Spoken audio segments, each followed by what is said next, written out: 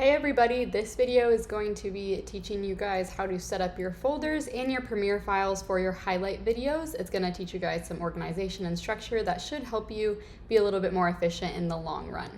To kick us off, we're going to make sure that we're in our camp-specific hard drives in Finder on your Mac. We're going to start off by making a week 1 folder, and then you guys can pause the video really quick. What I'd like you guys to do is go in and make sure you duplicate or replicate these folders that are set up right here.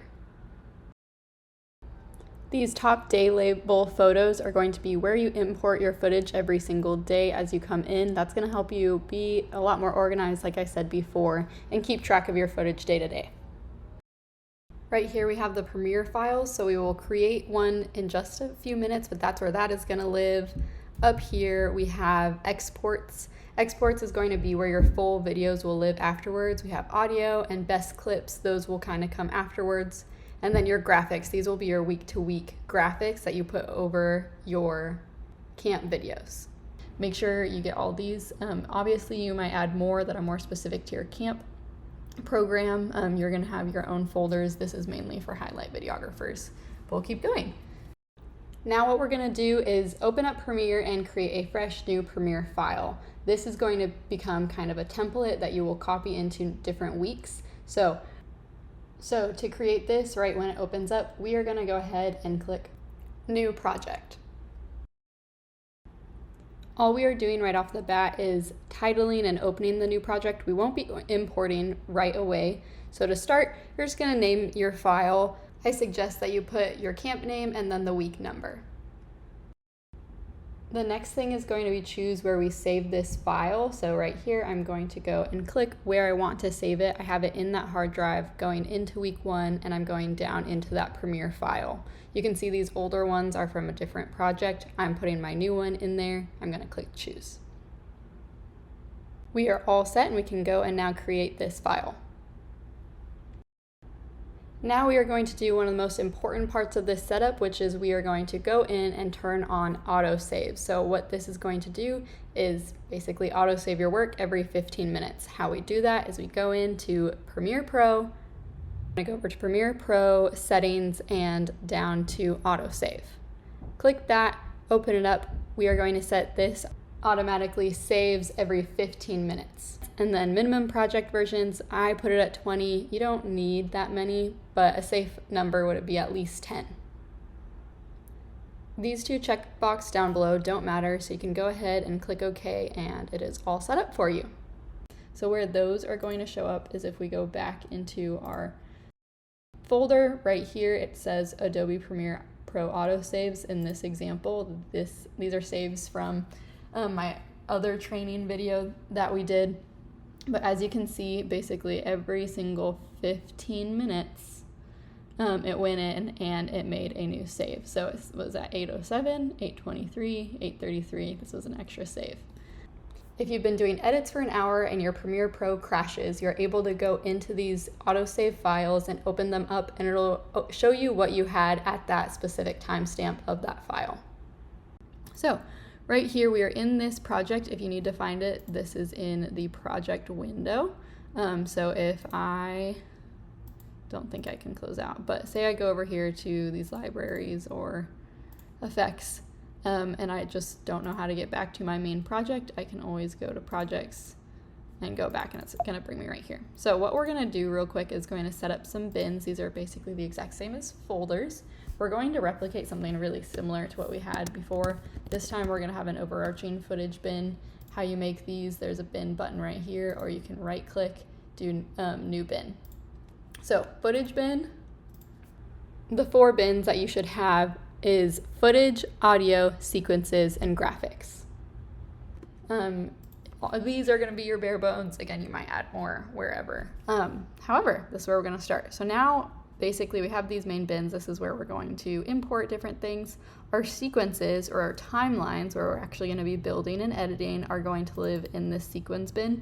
It's really easy if you're new to Premiere to get lost on all of your stuff. So that's why we're going to build this stuff now. So it's easier to maneuver and manage later on during this. These also are pretty good practices if you're building a program video. I would actually still recommend the sequences bin. because it's gonna allow you to know where those are. So we are now in this bin sequences, as you can see right here, and we are going to add our first sequence. So sequence, if you don't know, is just gonna be your a timeline. Right here it says timeline, no sequences. We haven't built any. So we can go to File, New Sequence. You can either do that, or you can right click in here, do New Item and Sequence. So these are gonna be your settings. This is basically the baseline for your timeline is actually going to be reading as. So we are going to set it up as DSLR 180p at 30 frames per second. That is in the digital SLR bin. Bring that up 180p. Don't do these lower ones, that's lower resolution. We are going to do 30 frames per second. That's kind of the bread and butter for camp. So we are going to name this one footage because we will be using this sequence primarily for keeping our good footage. So just go ahead and click OK, and this is great. We've now set up our first sequence. What we're gonna do now is go ahead and duplicate this sequence to make a few more. These sequences will be used for different purposes. The ones that I recommend making are going to be a highlight one, a slow song, a full sequence, one for footage, one for best clips, and one for staff. You can always make more sequences that fit your needs. These are just some of my recommended ones to start out with if you're a highlight videographer. If you are wanting to make a sequence for social media, how I would recommend doing that is opening up a new sequence, and then you would go and change the aspect ratio. So DSLR, 30 frames per second. We are going to flip this, so it's gonna be 180.